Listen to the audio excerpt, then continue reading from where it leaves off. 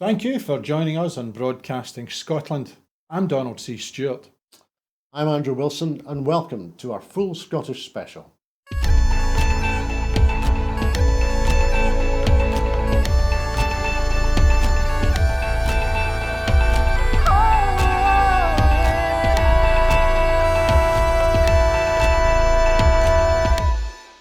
This evening, in our latest full Scottish special, I'm joined in the studio in Cowcaddens by Donald C. Stewart. Donald, good evening. How are you keeping? Very well, Andrew, and great once again to see you in the studio. And you too, thank you for joining us, and it's a pleasure to be here, I can tell you.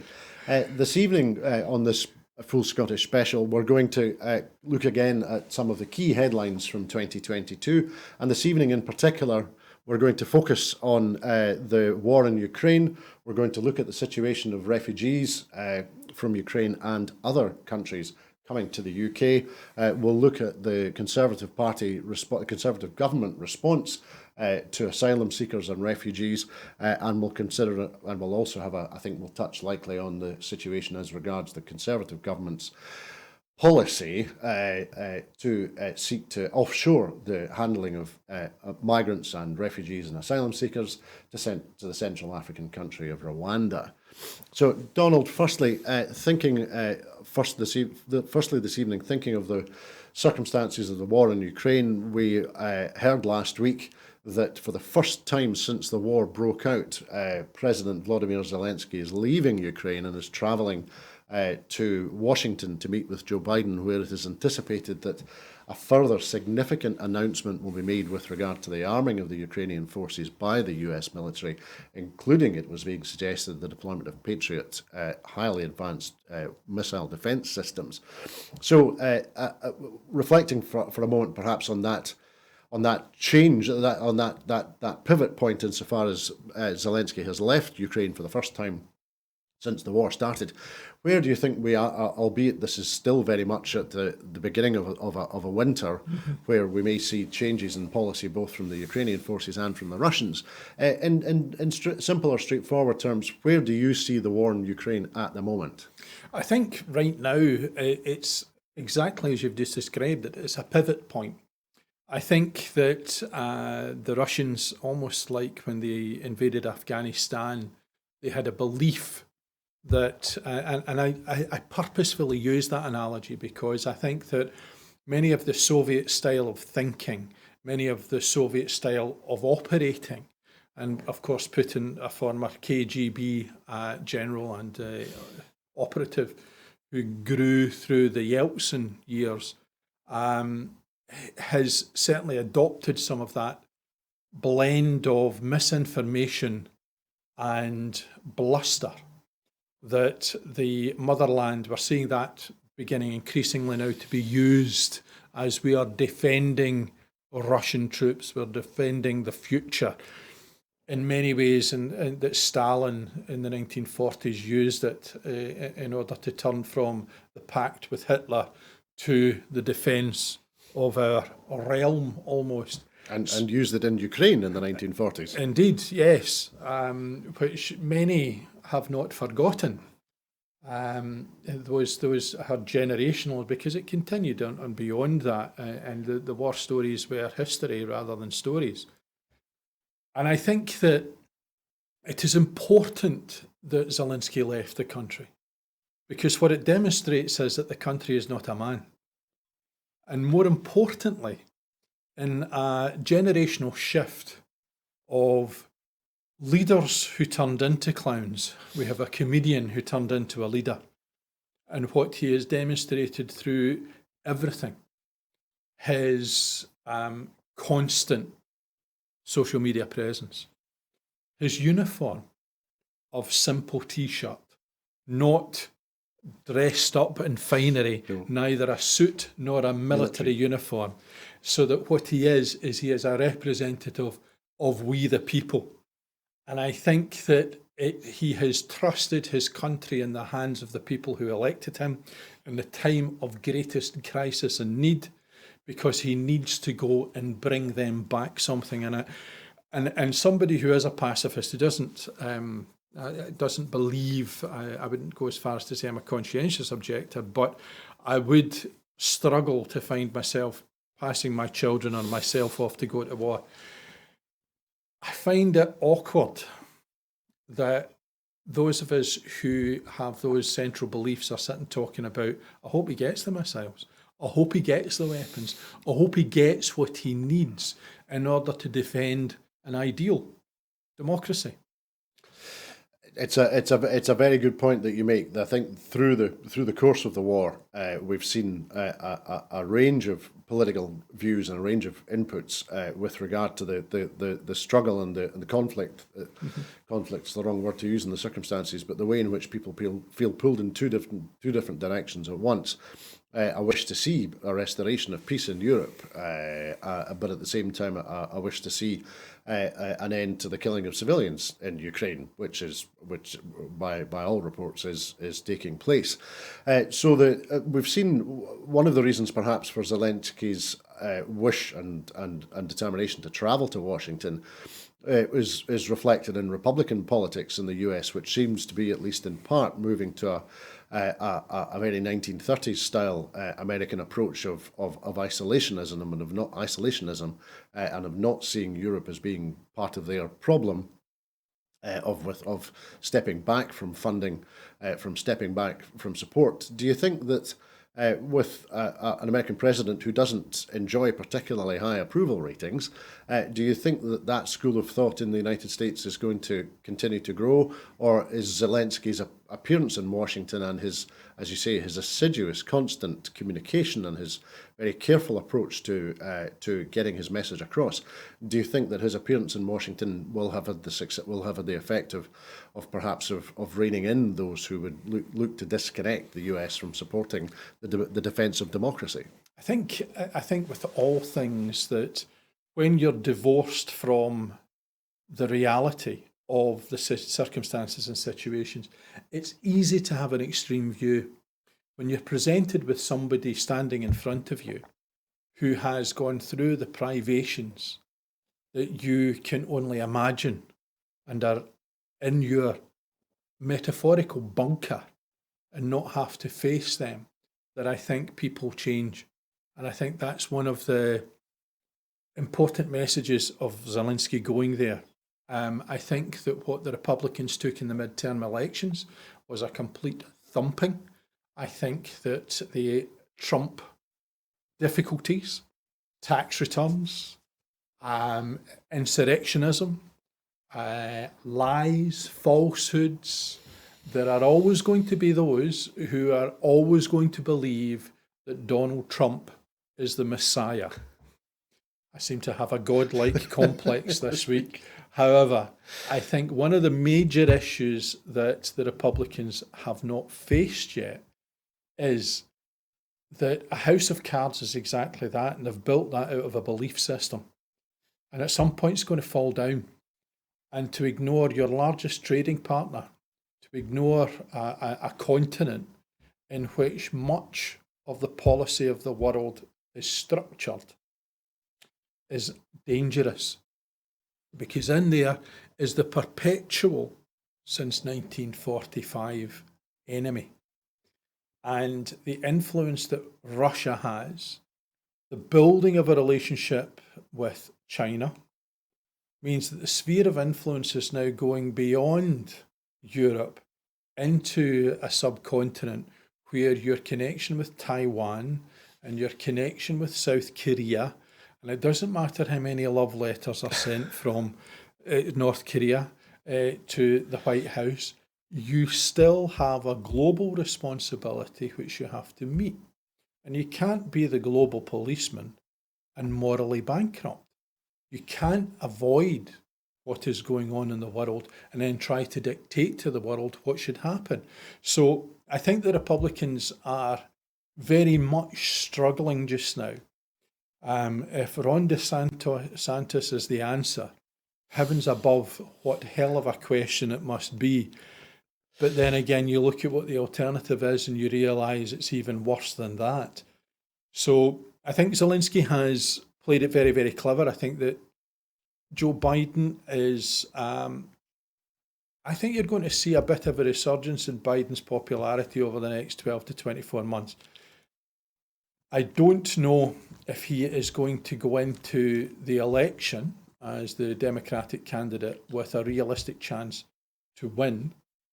Because if he was up against Donald Trump, I think there's an argument he would have a chance. But a younger Republican candidate, then his age begins to become a factor. Yes. And Zelensky's political age, which is a mere infant, Yep. And playing the blinder that he has, we have to be careful. Remember, many years ago we talked about us having a difficulty with constantly giving money to famine relief in Africa. We don't want to start to get bored of Ukraine. We don't want to start to think that it's not really our responsibility. And I think that 300 plus days in, if this is going to be long term, there's going to become some sort of fatigue at some point. Yes. But what we're hopeful of is that if the weapons are in place, if they get through the winter and the infrastructure manages in the main part to survive, ironically, of course, all of the bunkers in which the Ukrainians have found some sort of solace and protection are Soviet-era bunkers. Yes. Isn't that strange? The Russians are attacking a country that was set up to rebuff the Americans advancing by the Russians. Yep. And they're doing pretty well with it. But what they've got is modern day weapons that they don't have enough of and doesn't work often enough, and the tanks are falling apart, and they're conscripting people because their voluntary army can't hack it. A difficult winter to come. The spring, I think, is going to be the critical time. Thank you, Donald. That's some great analysis there. And just to tie up the Ukrainian part of what we're discussing this evening, you were saying the extent to which President Zelensky has played it very well, has played a blinder. And I remember being struck at the beginning of the war that President Putin was telling us that part of the reason for the war was to pin back EU expansion and was to pin back NATO expansion. And that is what has happened as a result of his invasion in Ukraine, or at the same time as he's invaded Ukraine. Bosnia has now got accession status for the EU. Other parts of the Western Balkans are moving in that direction now at a pace that they have not for many, many years. And Finland and Sweden are going to join NATO. Yeah, he's discovered the law of unintended consequences. Well, precisely. So is it fair to say that, at least in that sense, President Putin has not played a blinder? No, not at all. And you can see now the beginnings of dissension. We have seen in many Russian programs, the line is beginning to get lost. We're beginning to see mothers who are losing their sons and don't understand why. Commentators on Russian television saying, well, tell me, what is the reason for being in Ukraine? What is this conflict for? And I don't know many who are going to hold on to this ideal that it's to save Russia, that it's to save some kind of civilization, the like of which is allowing soldiers to invade towns and cities to allegedly rape, murder, torture, and bring it the type of tyranny that we had believed that the European Union was created to get rid of forever. In Europe. And therefore, by bringing that type of terror into a European country, of course, it's going to result in every other country outside going, guys, we need to get together before they turn their attention on us. Absolutely, absolutely. Now, we should move on perhaps from the military aspects of and the political aspects of the conflict in Ukraine. We were reminded in October that there are 20,000 Ukrainians seeking refuge in Scotland at the moment. And to tie off the military point, several hundred Scots serving with the international brigades in the Ukrainian army. But focusing on the 20,000 Ukrainians who are seeking refuge here, and the more than 1 million who've been displaced from Ukraine into other parts of Europe.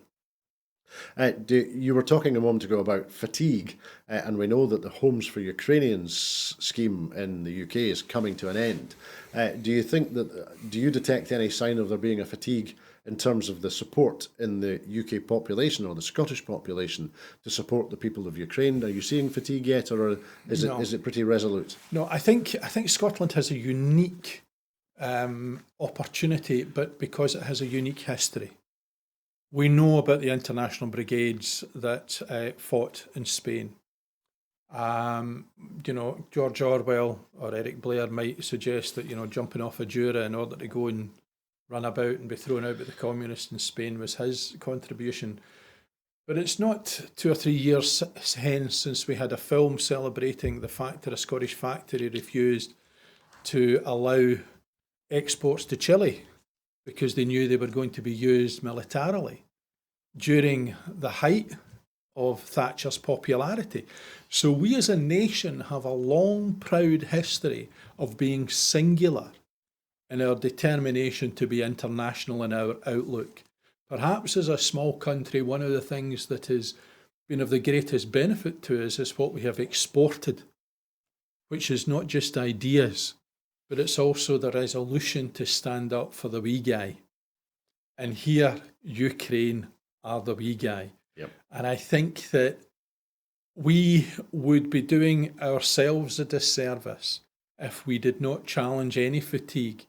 And I think that, again, you look at, the Windrush generation, which has been in the news of the last 3 or 4 years, and the way in which, and I know we're going to come and talk on to the appalling suggestion that we should ship them out to Rwanda. I think we would be doing the legacy of our country a disservice if we did not do what we've always done, which is open our arms and our hearts and our front doors to those that need refuge from people pursuing them. I mean, even going back to Lord and Laird and Lady times of, the hospitality, Yep. that anybody needing help who hammers on the front door should be given it.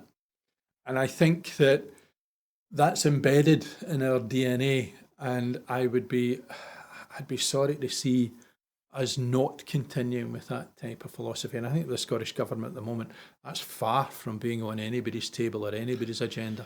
That's a very good point that you make, Donald. And having mentioned the Scottish Government approach and the continuing Scottish Government approach and the continuing Scottish approach to the refugees, it's perhaps a moment that we should reflect or consider perhaps the contrast with the approaches that we see from Westminster politicians and from the press in England in particular. We have had what must be now 6 or 7, if not more, years of the hostile environment practiced by the deeply dysfunctional Home Office, threatening and warning and cajoling and attempting to make those seeking to make their lives in the United Kingdom unwelcome. And at a time when there are, as we've been discussing, the 20,000 Ukrainians displaced to Scotland, more than 1 million displaced across Europe. At the same time, Westminster politicians and their client press are determined to paint those who migrate to save their lives, who migrate to make their lives better, those who seek refuge, those who seek asylum, to paint them as being, in some sense, a problem, in some sense, a difficulty. So do you think that contrast between the approaches that we're seeing perhaps from Scotland and that we're seeing in Westminster, do you think that is that a key to there being some fundamental or some particular difference between the approaches that our politicians and our people take? And do you think that Scots are going to stand for the continued othering and monstering and blaming of those who are less fortunate, much less fortunate than ourselves? Are Scots going to stand for that? I think Scots are not going to stand for it. And I think that increasingly the divergence between the success of a policy in Scotland in terms of welcoming people and the failure of a policy in the down south, because I wouldn't like to throw the Welsh under the English bus, because I just get the feeling that the Welsh are increasingly sicker and sicker of what it is that they see perpetuated in their name. You need to call it out for what it is. There is currently a racist policy which allows and emboldens those with racist attitudes to feel that they have the right to stand in street corners and to point, to sneer, to snigger, and to physically attack those who are different from themselves. And there is not a legislative framework in the land that can address that without the core of it being one where the language of racism, the attitudes of racism, and therefore the very tenets of racism themselves are obliterated. And that means that we have to stop looking at individual groups of people as problems.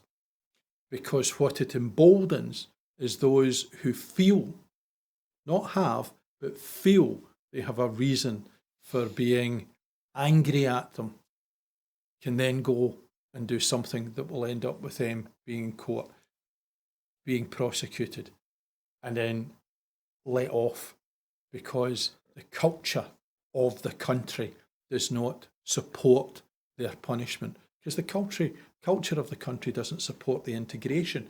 I mean, I find it hilarious that those people who go on about they should integrate with our country are then often found 2 weeks in the year in Benidorm or Ibiza running about wondering why it's filled with foreigners looking for a pub that'll do fried egg and chips. And the largest number of migrants in Europe are British. Yep. We are the biggest problem, speaking in a British context, of immigration. Why are we not condemning ourselves? Why are we not telling them over there that they need to get out of there and get over back here? Well, I suppose the one way of answering that, or one key to that, is that British citizens living in Europe are expats; they're not migrants, and it's all about the badge that you give people, and the badging of people is perhaps what is one aspect of the Rwanda policy in particular that we should be looking at. The determination of Conservative cabinet ministers to muddle and mix up the words asylum and migrant and illegal in order to take the front pages of the Mail or the Express or the Telegraph, to continue to get support from the Little Englanders, the septuagenarian Middle Englanders who are the core Conservative members and voters. Do you think that, and of course we've heard over the last few weeks the High Court in England saying that the policy of offshoring the processing of migrants to Rwanda is lawful, albeit it was pointed out fairly heavy-handedly by the court that the way in which the Home Office goes about that has never been lawful, and I would argue is probably unlikely ever to be unlawful, because the Home Office is so dysfunctional, it is unable to operate in accordance with the law. Do you think that determination to rebadge people and that determination to fight a culture war against those who would be portrayed as being different from us, but who, of course, are actually exactly the same as us, do you think that's indicating that that a Conservative government is running out of policy areas to promote? There are no positive cases for the Conservative government to be made. It's all about negative cases pointing the finger at other people. You see that in a lot of debates in the UK at the moment. Tell us why we should be in a union. Tell us why you're wanting, and the conflagration of, you're absolutely right, it's language. We saw that with forced marriage when they meant arranged marriage. Yep. We see that with, I can't remember whether it's a burqa or it's a letterbox. You know, all of those things are designed purposefully to make us to ridicule people because of their belief systems. And there are as many obscure Christian sects with strange relationships with misogyny and homosexuality, etc., we've had for decades and centuries, that the more obscure Islamist sects have a similar kind of role and view of people, that we shouldn't be surprised that within any religion that there are a number of different views, but that doesn't help the Conservative government. What helps the Conservative government is if they give you a bogeyman or a bogey woman, if they give you somebody to fear, Yep. because then whilst you fear them, they can go on and do whatever it is in the background that you don't see and they don't want you to know about. And that, I think, is the major issue with this. It is about that language. We don't see, people who have come here as a benefit to us. Financially, they are. Of course they are. Time and time and time again. Every single time you hear, but they're a cost, they're here to steal this, they're here to steal that, they're here to benefit from this, they're here to benefit from that. There's yet another Channel 5 or other channels are available. Documentary which sees a Romanian refugee sending money home to build a house or whatever it may be. What we don't get is we get the fly in the wall NHS documentary where every single time you turn a corner you've got a new nationality who is there in order to support you, the Windrush generation that came across who were recruited to come here in order to support us in the NHS and bus drivers and various and many different parts of our society which really require that type of support and help. Are we thankful?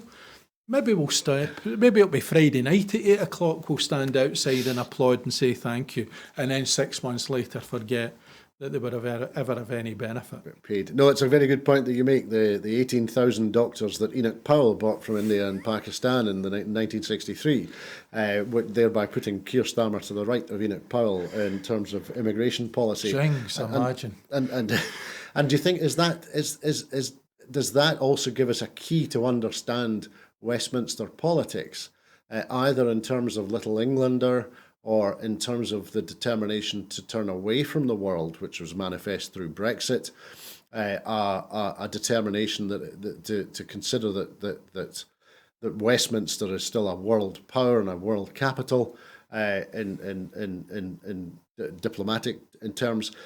Does this determination to reject and belittle and attack people who are others, does that indicate, is that an indication that Westminster and in some senses English society is determined to turn in on itself and not to play a part in the world? I think it's done. I think and let's not be overly fooled. There are little Scotlanders as much as there are little Englanders. There is work still to be done before we achieve the one nation, one Scotland ideal that I think is very, very important. We're enriched because the coffee came, the gelato came, they adapted everything so that we could have chicken tikka masala. Yep. I can't deal without my Chinese on a regular basis. We have benefited from immigration, not just in the waistline development that they have brought us, but also in terms of a culture, of a community. And one of the things National Theatre Scotland did last year was a performance of Enough of Him, and where they didn't actually use this part of it. And it was something that I went and researched later and discovered that Joseph Knight, who was the slave who was brought from his plantation, who was originally from Africa, taken to Jamaica, brought over to Persia, challenged his status. And the Scottish court deemed slavery to be incompatible with Scotland. Yes. And there we are. We have nowhere else to go in terms of honouring our history than to believe that we are done with that. It has been, the idea of Keir Starmer being to the right of Enoch Powell will not come to many as a particular surprise. True. But I think it's important that what we do is we say that type of politics and seeing the diffusion of a political power at Holyrood and the way in which it was established and set up, the way in which we have allowed those young enough to serve in the armed forces, to get married, to take responsible decisions, to have a vote. I think that has already demonstrated we ain't one of them. So let's take the next step and cut all them ties. Because after all, we are Jock Tamson's bairns, and we should never forget it. You took the words right out of my mouth there, Donald. I'm very grateful to you. Donald, it's been a pleasure talking to you this evening, discussing some more of the headlines from Scotland and around the world over the first half of 2022. I'm very grateful to you for joining us on Broadcasting Scotland this evening. Thanks very much. Thank you. But I'm afraid that's all that we have time for this evening. In making these programmes, Broadcasting Scotland relies on the support of the viewers and others who value our particular and special distinctive approach to news, current affairs and culture. Before we go this evening, I just want to remind you that at Broadcasting Scotland, we depend on that generosity. So to everyone who has donated and to everyone who has signed up to make a regular monthly payment, thank you very much indeed. Our programmes will always be free to view. However, if you can afford £5 per month, please consider becoming a Broadcasting Scotland supporter. We have launched our new crowdfunder with a target of £30,000 to enable us to pay our bills and to continue to make programmes. So please consider donating whatever you can afford.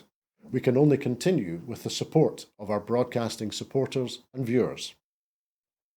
I'd like to thank everyone who's been watching this evening. Please have a very peaceful evening. Bye-bye.